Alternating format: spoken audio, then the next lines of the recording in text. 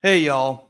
This is another episode of Access Granted. I'm your host, Grant Chachere, of course, of Crescent City Sports, and also the owner of Rougarou Sports Media.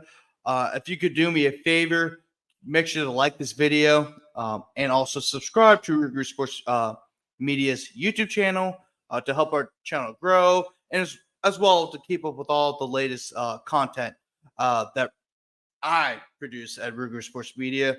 Tomorrow we'll start our first ever live uh, high school show. Uh, Friday night lights on the Friday nights on the Bayou. It's been something that me and Jason Lejeune of Gridiron Football have been doing. Since the start of the football season, high school football season. But now we both decided let's do a live show, like a nightcap show at 11 p.m. every Friday night after all the high school games are concluded. Uh, we're probably going to bring in some guests around the state. Hopefully, if they can get on. I know it's a very hectic time for all those high school writers across the state. So we'll try our best. We'll also do a live score update as well. I'm very excited. So is Jace. So make sure to tune in tomorrow at 11 p.m. For the Friday Nights on the Bayou live show. It's the first live show I'm actually doing on Rougarou Sports Media. So I'm really excited for that. But today on our episode, it's going to be mostly about the matchup between LSU-UCLA. Our previous episode was with Richie Mills. He's a sports anchor for WGNO. And we talked a lot about the Saints and LSU and Tulane and also some prep sports as well because he's now the host of Friday Night Football. Of course, he replaces Ed Daniels, who passed away last month. And he's done such a great job replacing a legend in sports media and sports broadcasting, not only in the New Orleans area, but the whole entire state. So it's a great conversation to have with them. Make sure to go check it out. I'll leave a link in the bio. I'll leave a link in the description. And also, I think it should be popping up on your YouTube screen right now. But once again, today will be mostly geared towards the matchup between LSU and UCLA. We're also going to bring on David Woods of 24. He's the beat writer. He's a UCLA beat writer for 247Sports. More specifically for the Bruin sports, the Bruin Report Online.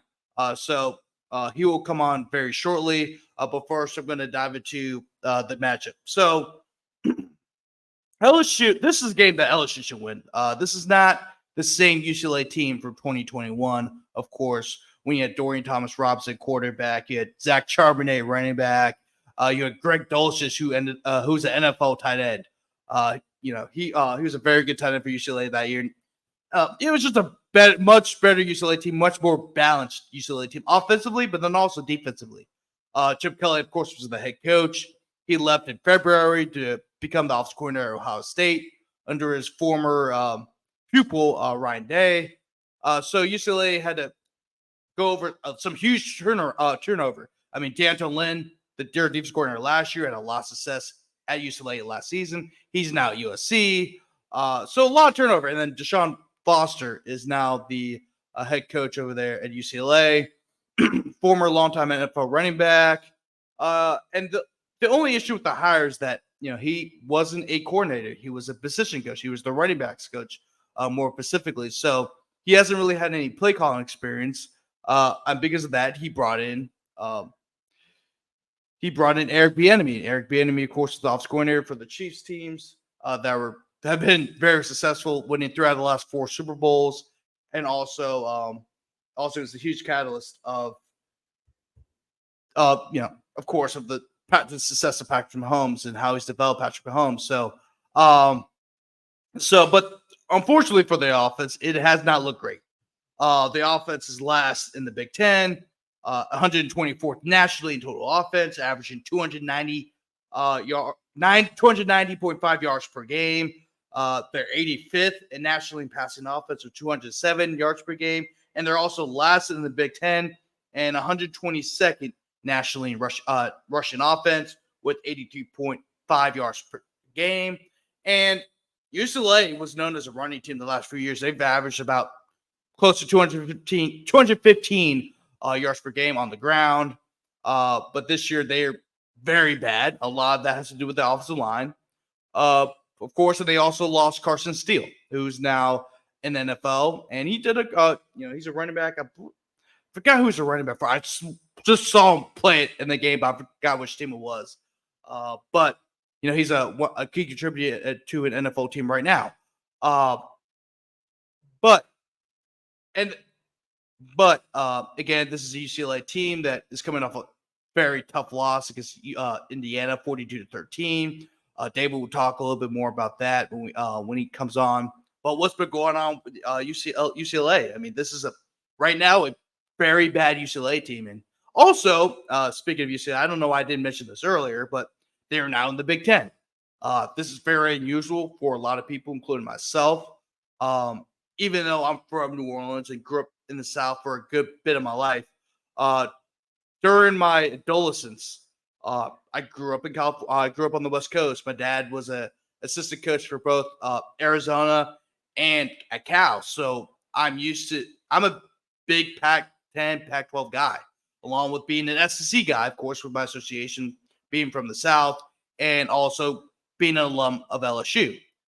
But the Pac-10, Pac-12 is always dear to me. I had a lot of great time supporting both Arizona and Cal. My dad was assistant over there. Had some great football despite the incompetence of the leadership of the conference, which ultimately led to this whole craziness going on with conference alignment right now with the Pac-10, the Big 12, the ACC, you name it. I mean, you got Cal and Stanford playing the ACC. That's all you need to know about the realignment and how crazy that's been. So this is going to be really weird saying that UCLA is in the Big Ten Conference for me, and especially for David too, because he's been covering UCLA for quite a bit. So we're going to have him on, talk a little about the matchup between UCLA and LSU, what threats that UCLA may pose to the Tigers, some of the issues that have been going on with the Bruins this season. And it's going to be a great breakdown. I'm very excited, and I'm about to have him on right now in just a second. All right, guys. Here's David Woods of the Bruin Report Online, more specifically 247 Sports. Just like at LSU, we have Go 24/7. UCLA has the Bruin Report Online. So, David, how's it going, my man? It's going well, Grant. Can't complain. Weather's nice out here in LA. Yeah, I mean, it's looking a lot better now. I mean, last week you just dealt with a little bit of a hurricane. It wasn't, thank God it wasn't that bad. I mean, it was only Cat 1, but at least, we were able to get our electricity back in no time. But David, I mean, this is kind of a new thing for a lot of people, not only at UCLA, but also around the country with conference realignment. You now have UCLA, USC, Oregon, and Washington in the Big Ten. But what was the reaction to when you guys were initially announced that you guys were going to the Big Ten? And then also, do you think UCLA long-term could be a successful entity in football in their new conference? Two big questions right there. Let's start with the first one. Initial reaction, shock. I'd heard rumblings a couple of days before, but frankly, like I heard it from a friend of a friend, and I'm like, there's no way that's true. No, sorry. Like doing the pure journalistic thing of not even looking into it and not even asking anyone, because I just assumed out of hand, ridiculous, not going to happen. So shock, I would say the fan base reaction has been mixed for UCLA in terms of going to the Big Ten. I think there's a lot of people who appreciated the old rivalries and a lot of people who are worried, and this goes into the second question, about UCLA's future in the Big Ten and potential for success. It's no secret that UCLA's last 25 years of football have not been up to the standard of what it was before. I mean, this used to be a program that regularly competed for conference titles, recruited at a very high level, and generally performed like at minimum a bowl team every year. And then beyond that, competing for the Rose Bowl every 3 or 4 years. It's not that anymore. But I think a huge portion of the fan base still would like that to be the case and still would like that to eventually be the goal here. And I think in the Big Ten with 18 teams and with UCLA's present resources, commitment to NIL, fan commitment with ticket sales and all of that, it's going to be a tough road to hoe. And I think a lot of people looked at that realistically and said, well, this is a move for money, but is it really a move for improving UCLA's competitive standing? Right. Right. I kind of alluded to it a little bit earlier in the show. But can you kind of explain to people, especially down here in Louisiana, uh, you know, how the Pac-12 collapsed? Because at one point the Pac-10 was a really good conference. At one point, you had USC was dominating the early 2000s. Oregon had some success, of course. But there's a lot. But there's a lot of good football that was being played throughout the 2000s. But what happened with the Pac-12? How did it collapse? Many reasons. You can start with the management of the league, but my preferred explanation, and I think the one that makes the most sense, is the two schools that delivered the death blow to the league, USC and UCLA, were also the ones who caused the reasons why they had to leave in the first place. USC spent most of the last 15 years woefully mismanaged at an AD level, and they consistently hired bad coaches, retained Clay Helton for far too long. And so you didn't have what has long been the banner holder for the league, USC, performing at that level. They were performing at mid Pac-12 rather than top of the Pac-12 for most of the last 15 years. And then UCLA, which we just talked about, historically number 3 team in the league. Number 2, if it depends on how you feel about Washington on any given day, has been performing bottom half of the league for most of the last 20 years. And I think you take those two factors, well, you can rely on Oregon, you can rely on Washington, you can rely on, weirdly, Stanford for a few years.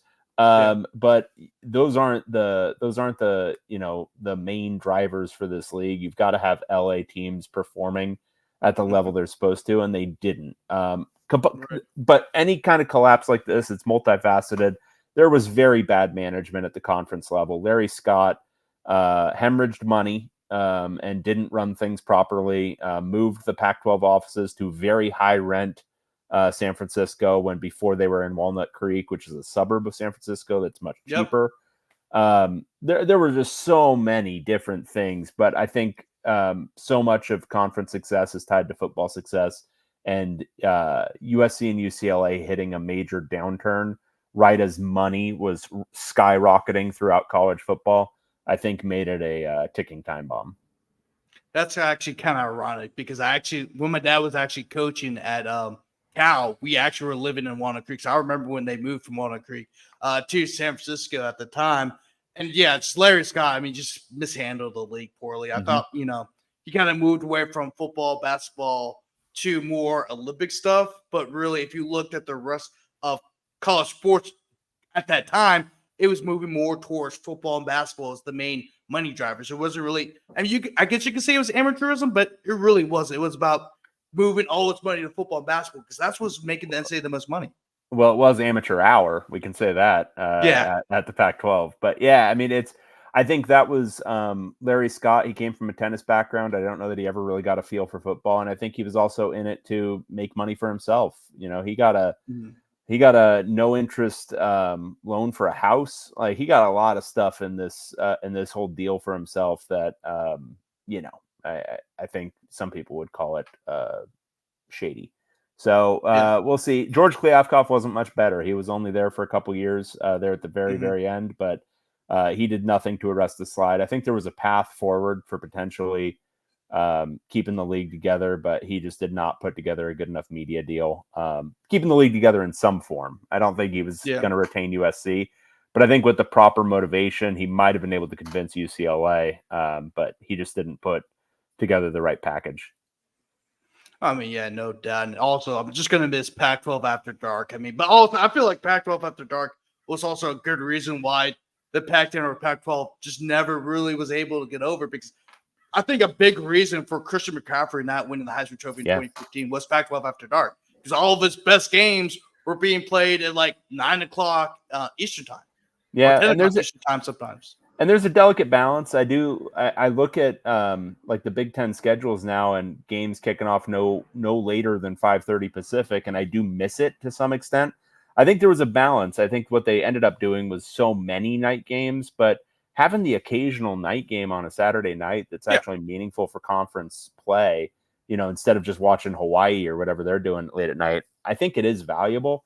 I think there's a way to embrace the Pacific time zone without making it so that your top tier coaches are complaining that they're doing half their games at 7:30 or later. Right, exactly. And that's kind of was my gripe with the Pac-12. I think they just didn't balance it out enough. I think you should have had one big game at like 2:30 or one game at night, kind of like what the SEC tries to do, like to try to even it out a bit, for ratings wise and stuff like that. But now let's get into UCLA. Enough with the grim Pac-12 talk. Let's get to the grim UCLA talk. yeah, no, it's been looking good. That was actually going to be my next question. So, start of the year, barely escaped with the win over Hawaii at the final seconds with game-winning field goal. Last week, a 42-13 beatdown by the hands of Indiana. What has been going on with UCLA? I mean, this is a program that was consistently 8-9 win team under Chip Kelly, but what has happened where it's just gone downhill so fast? Well, a big part of the problem was Chip Kelly.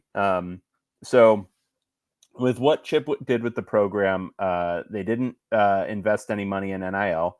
He didn't pursue donors. He didn't do any of the donor relations stuff. He didn't recruit. If you look at UCLA's recruiting rankings under Chip Kelly and then compare them to literally any coach before him at UCLA, he recruited like it was a Midwestern program. And good news, they're in the Big Ten now. But UCLA is not a Midwestern program. It's located in LA. You can recruit at a top 25 level at UCLA without too much trouble. He chose not to. He didn't embrace recruiting, didn't embrace NIL.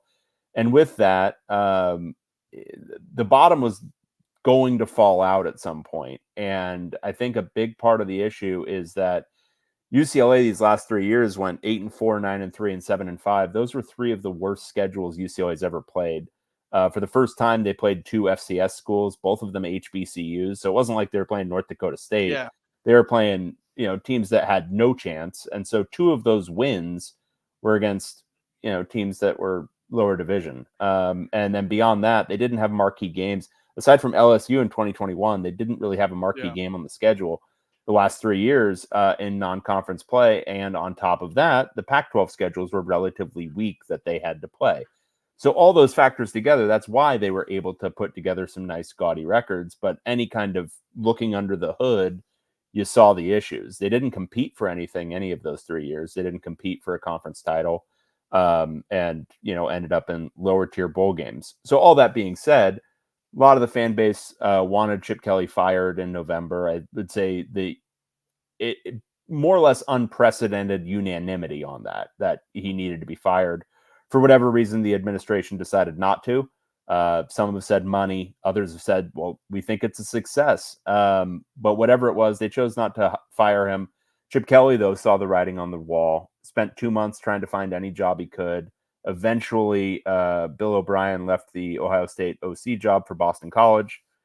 Mm-hmm. His buddy is Ryan Day, so Ryan Day hired him as the OC. So UCLA was hiring very late.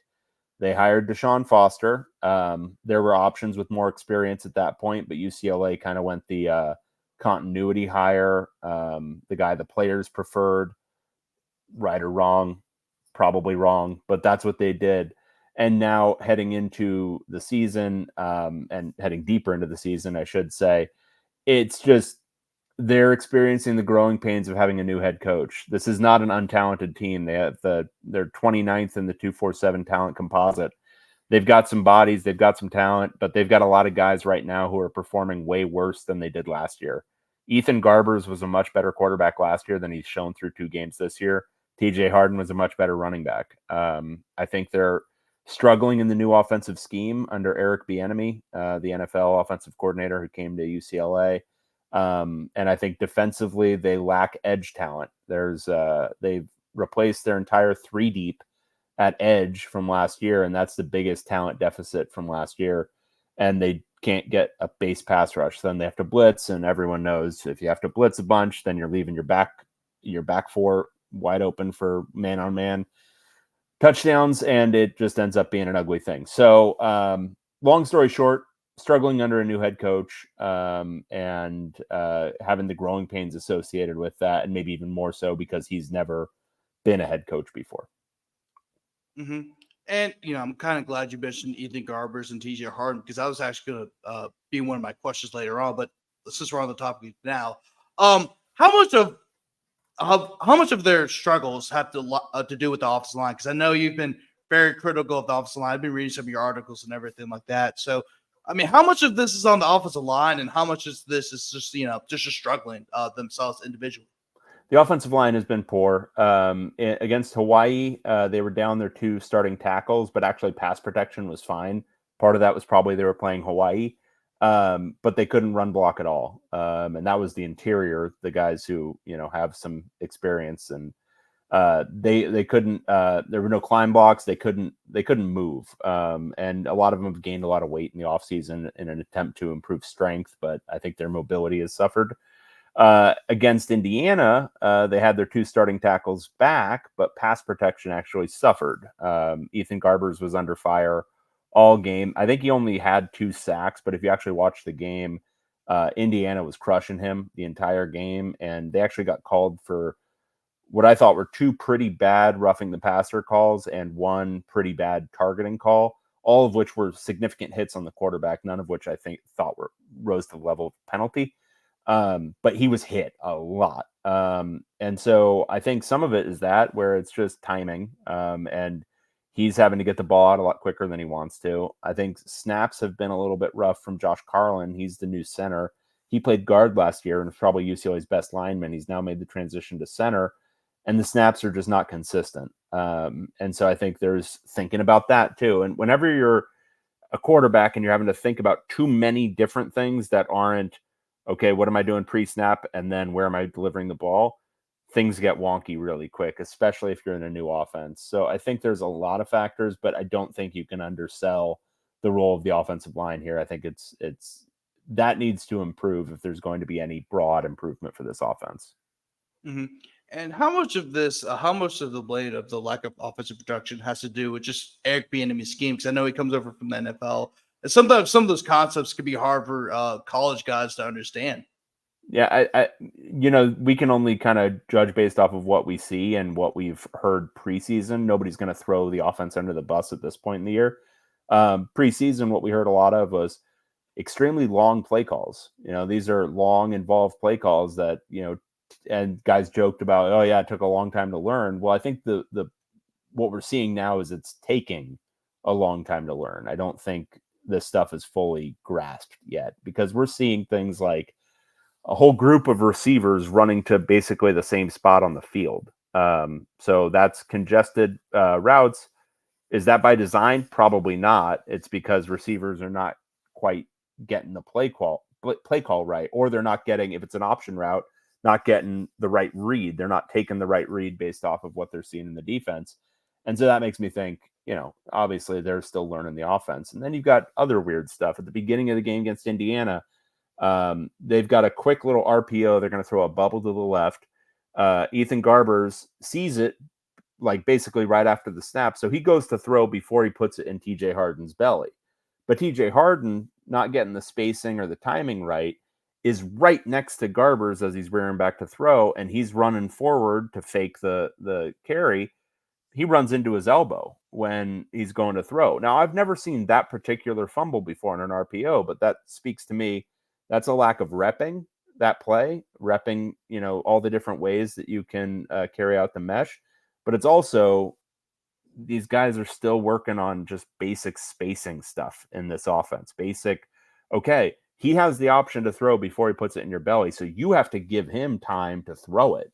You can't be running right next to him right as he's rearing back to throw. But, these sorts of things, these should be worked out in practice. These should have been worked out in August.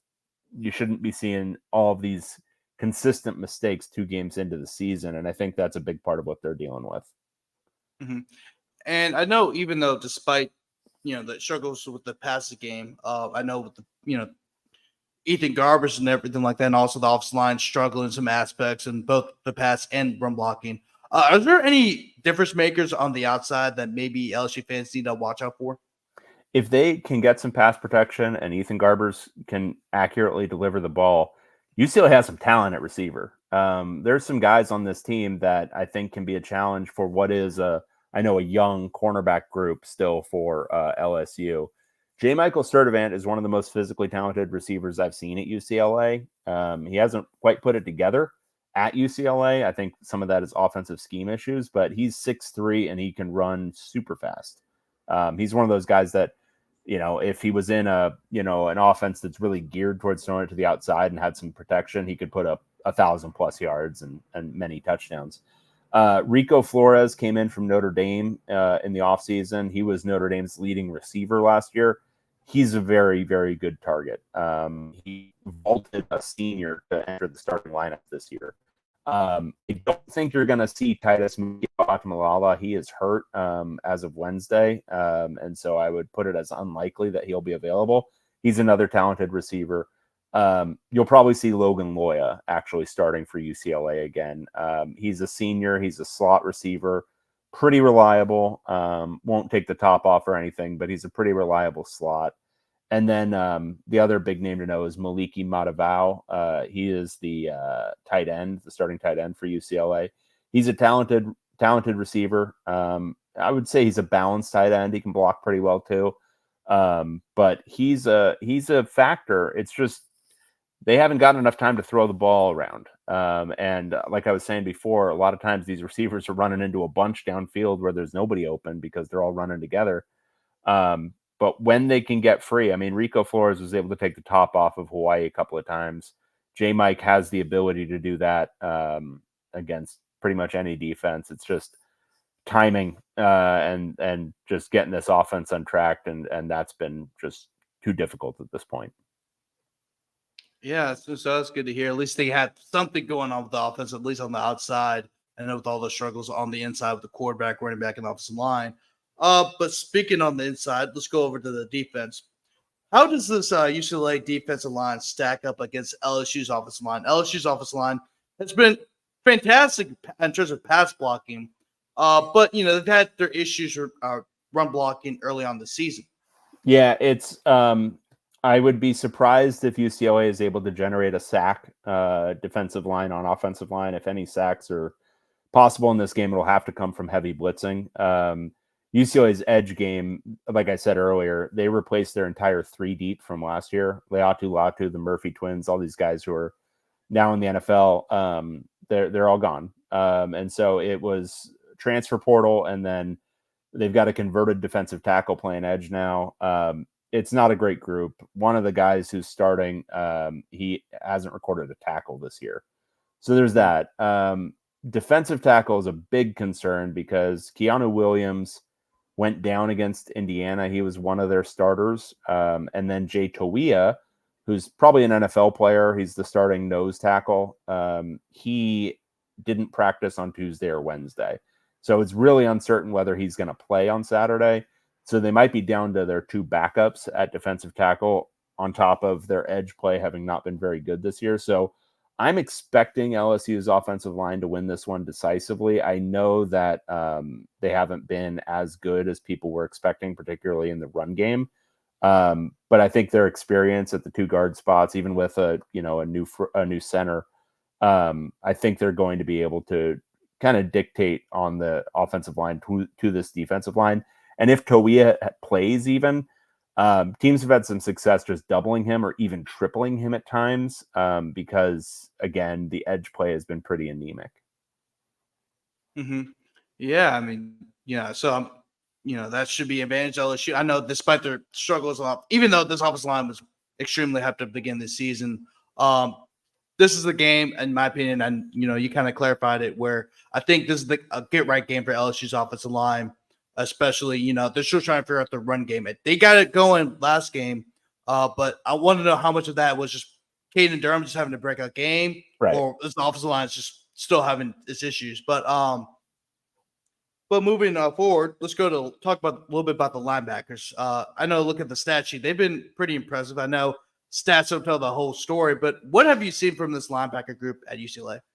I think it's a talented group. I think if they were getting better edge play up front, I think you would see people talking about it more as a really good group. I think they've been put in kind of a tough spot a lot of times where they're put into pass coverage too much because they'll try to play coverage because they can't get a base pass rush. Kane Medrano is really good. He's one of the starters at linebacker. He converted from receiver way early in his career, and it took him a while. But he's really long, really rangy, very athletic. He can get sideline to sideline. Good in pursuit, good tackler. I think he's going to play himself into maybe even a late round draft pick. He's a really talented guy. Femi Oladejo, or Oluwafemi, you'll see him on depth charts listed that way. He's a very athletic linebacker himself. He's bigger. He'll even drop down to the edge sometimes if they're in certain packages. A pretty good blitzer. Pretty good in zone coverage. Not so good when he's asked to play man, but he's a solid linebacker. Another injury that might play a role here is Ale Cajo, who played pretty well in the first 2 games. Another very athletic linebacker. He was out of practice on Wednesday as well. He's had a long injury history now. He missed most of the last 2 seasons with a foot. The hope is that it's nothing serious, but he was out on Wednesday, so we'll see if he's available. But they've got good talent and depth at linebacker. That's not one of their glaring issues. I think it's more just there's a lot being put on them because they don't have much of a base pass rush. And so they're being asked to blitz a lot. They're being asked to move around a lot. They're being asked to, do some zone blitzing where they'll drop an end and then have one of the linebackers go into the backfield. And it's just a lot of demands on them. And they're not able to just play kind of, base linebacker play. And I think that's kind of making them a little bit more of an eyesore than they actually are. Mm-hmm. And what about the defensive backfield? How have they been pretty good throughout the season? Like what's kind of the ML with this defensive backfield early on? I think, how linked together cornerback play and edge play are. When you don't have a base pass rush, you have to blitz to get any kind of rush. And if you're blitzing to get any kind of rush, your cornerbacks are in man. And what's happening a lot is that the cornerbacks, especially against Indiana, got exposed. I think UCLA, from a talent standpoint, the 2 issues on defense are edge and corner. I mean, it's the 2 edges of the defense are the main problems talent-wise. I don't think UCLA has a true number 1 corner. Jalen Davies, I think, is their number 1. In an ideal world, he'd be your really good nickel corner, your really good third corner. He's being asked to be the number 1 guy. That's not really who he is. Devin Kirkwood has the talent to be a number 1 guy, but he just doesn't have the consistency. He's now in his senior year, and it's never quite come together, but he's the number 2 guy right now.